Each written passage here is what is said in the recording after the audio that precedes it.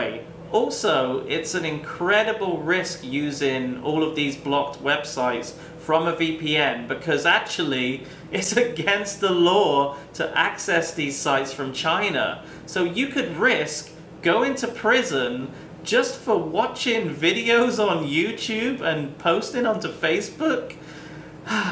Why would you do that when you can stay in Taiwan where it's perfectly legal to talk to your mum on Facebook Messenger? Ridiculous. Hey guys, and welcome back to YGZ Taiwan. I'm in the studio today because apparently I heard that there's a typhoon coming into town and I really don't want to risk going outside, record a video and get stuck in some kind of a natural disaster, kind of one of those Hollywood disaster movies, but real life.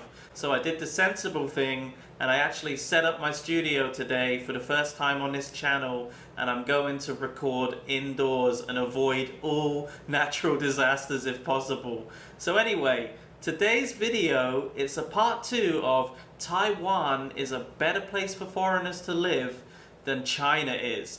Now, the first video did extremely well, and it's mostly thanks to my friend Stan from Poland for reposting the video on his channel. So a huge thank you to Stan, and a huge thank you to everybody that watched that video. I'm really just over the moon with that video's performance. If you've never heard of Stan or his channel, please go and check it out. Links in the description of this video.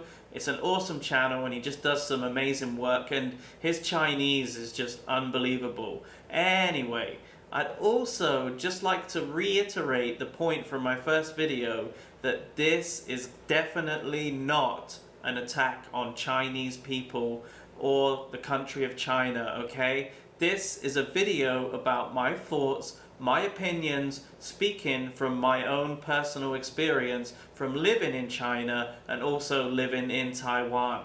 So I hope you can all understand that. So anyway, with all of that nonsense out of the way, let's get to today's video.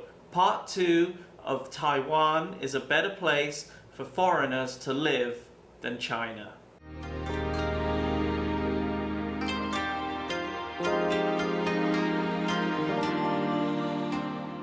So the first point I want to talk about, and I really can't believe that I missed this from my last video. I mean, it's just so glaringly obvious when I think about it, but I guess it's just something that you really take for granted, something that you just expect to have no matter where you are in the world. As long as you have a decent Wi-Fi connection, you have data on your phone, you just expect to be able to access any website and navigate to any of these websites without seeing this. Well, in Taiwan, you won't have this problem. Internet here works very well, and as far as I know, no websites here are blocked by the government. If you want to go onto Facebook, Twitter, Instagram, YouTube, etc., you're going to have no problem. China, on the other hand, well, that's a little bit different. You see, they have this really insecure government that likes to limit what its people can see and do online. Instead of trusting their people to make the right choices and behave like adults, they instead treat them like little babies and just take away all of their freedom of choice, especially on the internet. Now, as a foreigner, this is just incredibly strange and something that you just have to put up with when you go to China. To access all of your favorite sites, you have to bypass this ridiculous, insecure government's firewall and use something called a VPN. Now, a VPN, it can cost a little bit of money and it can be incredibly annoying to use at times. For example, sometimes the childish government, they have a crackdown on something, I don't know, something that's going on in the city that they wanna purge or whatever, right? And during this crackdown, all VPNs will suddenly stop working. Sometimes this can last for days, you know, so it's really, really annoying when you've got days without being able to go onto your favorite websites. And why on earth would you want to look at Bilibili and Toutiao and all of these crappy Chinese equivalents when you could go and watch decent videos on YouTube and Netflix? You know what I mean? It just doesn't make sense. So all of the Chinese equivalents, I think they're just absolute garbage. So anyway, also, it's an incredible risk using all of these blocked websites from a VPN, because actually it's against the law to access these sites from China. So you could risk going to prison just for watching videos on YouTube and posting onto Facebook. Why would you do that when you can stay in Taiwan, where it's perfectly legal to talk to your mum on Facebook Messenger? Ridiculous. 我们的中国太安全了，对不对？ I mean, that's all you ever hear these pro-CCP shills talking about. They just bang on and on and on about how amazingly safe China is compared to all of these other countries. It's almost as if they're trying to say that communist, authoritarian, crazy-ass dictatorship countries are safer places to be than Western democracies. It really is crazy. Well, I've got news for these shills. Taiwan also is amazingly safe at night, and Taiwan is not a communist country. Last time I checked, it's a democracy, a democratic country. So just to prove it, I'm gonna show you some footage in the background here of me walking through a dark alleyway here in Taiwan, just to prove to you how safe it is. The dark alleyway, a place where usually muggers and robbers and rapists and serial killers hang out waiting for their prey, right? Well, I didn't encounter any of that in Taiwan.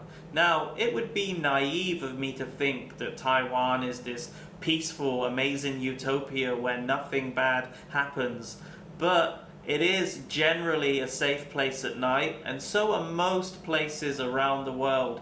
Don't let these China shills fool you into thinking that China is the only safe place, because I've just proven that Taiwan is a safe place for foreigners to live as well.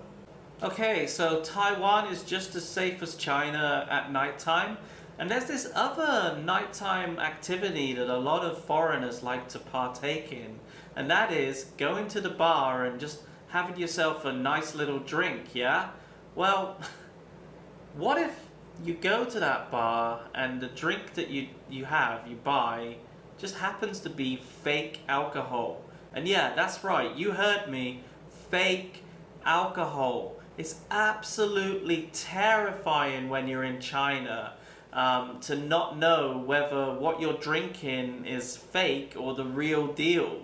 Now, I lost count of how many times I got blind drunk in China from that fake, disgusting alcohol, and had this like hangover from hell for 1, 2, 3, hell, the entire week I would be hungover because that stuff that I drank was literally poison.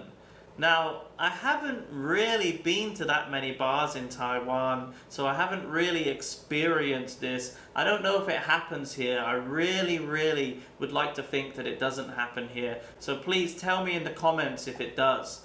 But anyway, it's like, it's one thing having these fake products, like some kind of fake designer label bag or, you know, some clothes, whatever. I think that's perfectly harmless, and I really couldn't care less about that. But when that fake thing can actually make you seriously ill, and you're actually risking your life to drink it, is it really worth living in a country where this kind of thing happens?